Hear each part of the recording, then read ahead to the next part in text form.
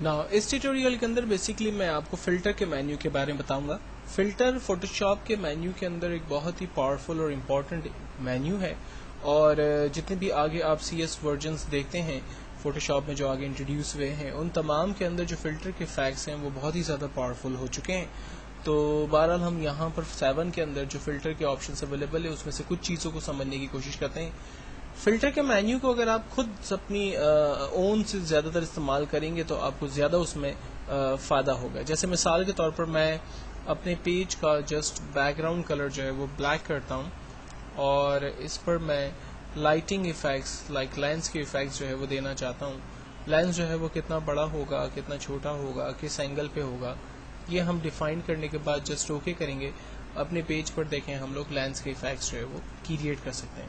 اور اگر ہم اس میں کلاؤڈس جو ہے وہ ایڈ کرنا چاہتے ہیں، فار ایگزامپل میرے پیج کا کلر جو ہے وہ بلو ہے، بیک گراؤنڈ پہ وائٹ کلر ہے، اور میں چاہ رہا ہوں کہ اس پہ کلاؤڈس میں کریٹ کروں، تو ہم اسی رینڈر کے اندر کلاؤڈس میں چلے جاتے ہیں. یہ دیکھیں کلاؤڈس یہاں پر ہم کریٹ کر سکتے ہیں.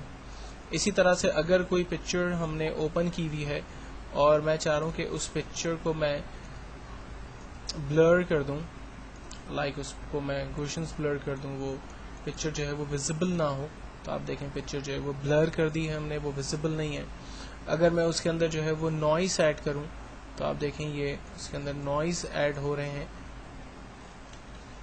اسی طرح سے اگر میں پکچر کو ڈسٹارٹ کرنا چاہتا ہوں، لائک اس کو ریپل ایفیکٹس دینا چاہتا ہوں، کارٹون کیریکٹرز کے اندر یہ کنورٹ ہو جائے گی، یا لائک گلاس کا جو ایفیکٹ ہے وہ بیسیکلی اس میں ہم اپلائی کر سکتے ہیں. ٹھیک ہے، دیکھیں فلٹر جو ہے وہ اپلائی ہونے پر جتنا ہائی آپ فلٹر رکھیں گے ڈیفینیٹلی اتنا ہی زیادہ اس کے اوپر آؤٹ پٹ ہمارے پاس آئے گا.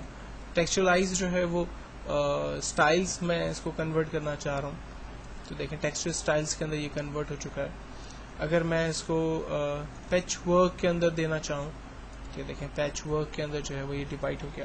تو بیسیکلی فلٹر کے مینیو پر جتنا زیادہ آپ کام کریں گے آپ کو خود اس سے اندازہ ہوگا کہ آپ کی امیج کے جو آؤٹ پٹس ہیں وہ کس طرح سے کریٹ ہوں گے اور کون سے فلٹر کو کب اور کس امیج کے اوپر آپ نے اپلائی کرنا ہے.